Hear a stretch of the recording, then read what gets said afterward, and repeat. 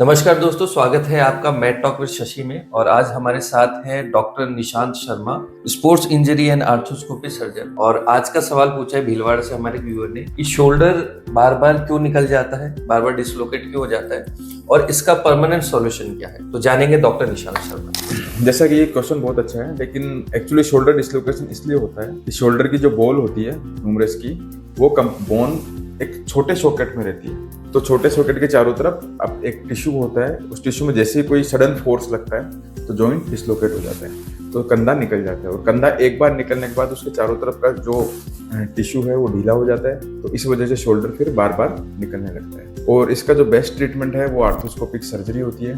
उसके द्वारा इसको टिश्यू को वापस रिपेयर किया जाता है और फिर फिजियोथेरेपी के बाद पेशेंट कंप्लीटली नॉर्मल हो जाता है। तो सर, ये ऑपरेशन के बाद भी इसके निकलने के चांसेस रहते हैं? हाँ, ऑपरेशन के बाद यूजुअली चांसेस नहीं रहते, यदि रिपेयर बहुत अच्छे तरीके से किया गया है तो नहीं रहते। हाँ, लेकिन एक चीज बहुत जरूरी है कि यदि कंधे का बार बार निकला है, बहुत ज्यादा बार निकल गया कंधा, तो बोन लॉस भी साथ साथ हो जाता है।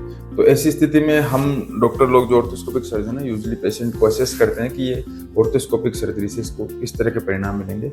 बहुत रेयर जिनके नंबर ऑफ डिसलोकेशन बहुत ज्यादा हो चुके हैं, उन लोगों में हमें कभी कभार ओपन सर्जरी भी करनी पड़ती है।